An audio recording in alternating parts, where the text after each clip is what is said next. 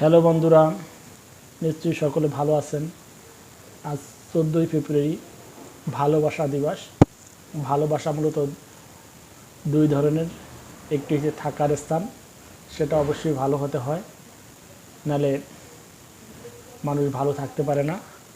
থাকার স্থানটা একটি গুরুত্বপূর্ণ স্থান, যেখানে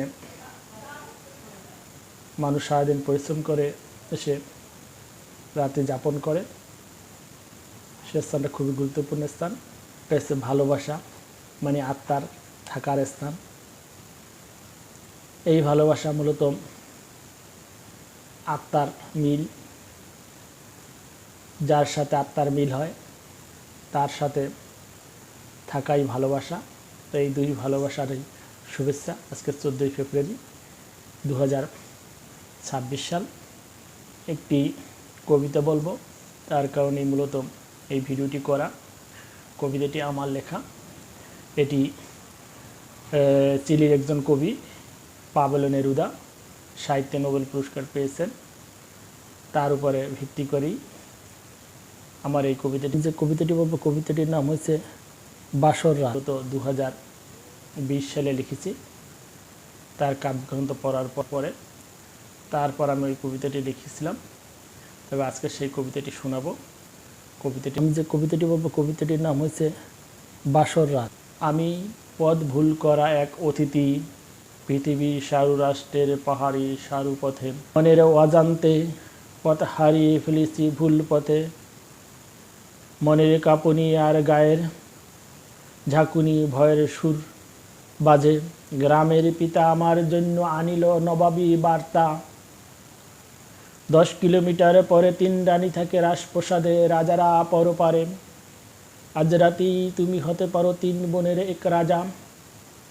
রাজপ্রসাদে বাসর সাজিয়েছে নিখুঁত বাবুই পানি হাত, তল্লাটে 3 বোনের ঝুরি মেলা ভার।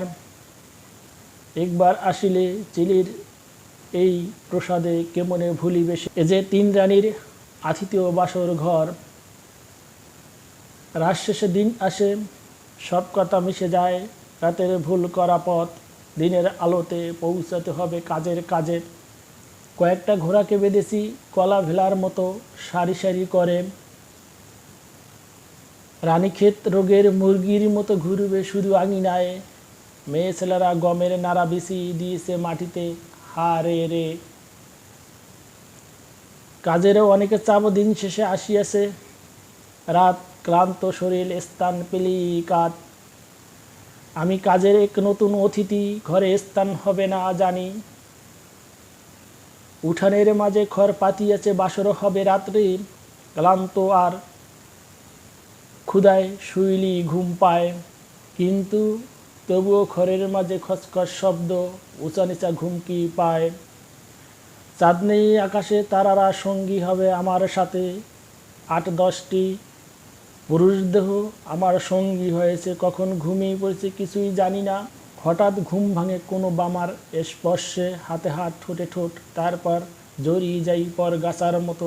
খড়ে খসখস শব্দ, কিন্তু নিঃশব্দে এগোতে হবে। পাশে 8-10টি গাঁট, জাগিলে কি দশা হবে।